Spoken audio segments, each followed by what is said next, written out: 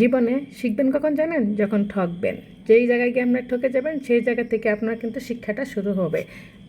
Hello everyone, আসসালামু আলাইকুম। সবাই কেমন আছেন? আমি আলহামদুলিল্লাহ ভালো আছি। ওয়েলকাম জানাচ্ছি নতুন একটি ভিডিওতে। এখন আপনাদের ভাইয়া বাজার থেকে আসলো, আর বাজার থেকে এসে কিন্তু ডাটা নিয়ে বসে গেছে।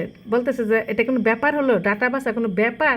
সেটা বলেই কিন্তু সে বসেই পড়েছে আর হাসতেছে আর আমাকে দেখাইতেছে, দেখো তো কেমন হচ্ছে। আমি তো বলতেছি আর কেমন হবে। তারপরে এদিক দিয়ে ছেলে চেষ্টা করতেছে আলুর চপটা দেখুন বানানোর জন্য। আর আমি আমি কি করব, আমি আবার চলে এলাম চুলাতে। আর ওই দিক দিয়ে কিন্তু আপনার মানে আমার ছেলেটা বলতেছে যে আম্মু আজকে আমি কিন্তু আলুর চপ তৈরি করবো। আমি বলছি ঠিক আছে, কোনো সমস্যা নাই। আর ও কি করবে, ওকে আলুর চপ তৈরি করতে পারবে না কি? ও তো আমাকে পিষে দিল। আর প্রথমে কিন্তু আপনার ভাইয়া কিছুক্ষণ যুদ্ধ করলো আলুর সাথে, যুদ্ধ করার পর আপনার আবার চলে এলাম মানে আমার ছেলেটা। তারপর দেখুন আমি এখানে একটু একটু করে বানিয়ে নিচ্ছি।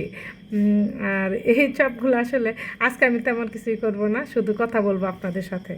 আজকের এই রান্নাটা শুধু আমার ইফতারি নিয়ে আর আপনাদের সাথে কথা বলার নিয়ে। আমি না সবসময় এই যে রমজান চলে যাচ্ছে কিন্তু একদম প্রায় শেষ পর্যায়ে, আর এদিক দিয়ে কিন্তু সবাই কেনাকাটা করে যাচ্ছে, একের পর এক কেনাকাটা করতেছে। আর আমাদের যে কোয়ার্টারের আশেপাশে সবাই কেনাকাটা ব্যস্ত। তারা এক একজন চলে যাবে দেশের বাড়িতে। আর আমার আসলে এমন যাওয়ার তেমন কোনো জায়গা নেই, কারণ শ্বশুর শাশুড়ি নেই, গ্রামের বাড়িতে যাওয়া হয় না, বাবা মাও নেই। এখন তো বুঝতেই পেরেছেন।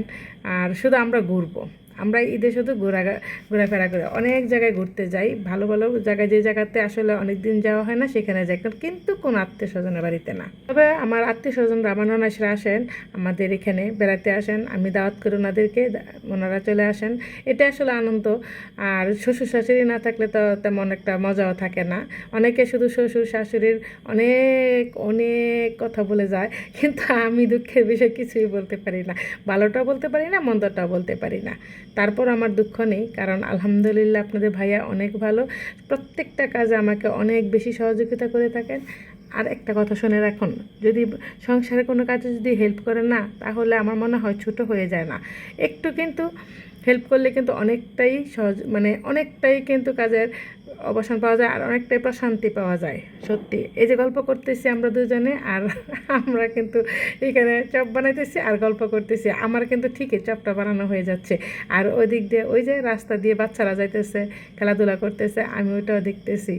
আর ও বলতে বারবার একটা কথা বলে যে একদিন নাকি চপ বানাবে। আচ্ছা বলেন তো, মানুষ চেষ্টা করলেই তো সব পারে, তাই না? একদিন আমি একটু রেস্ট নেব, আমি দেখি বাবা ছেলে পারে কি না।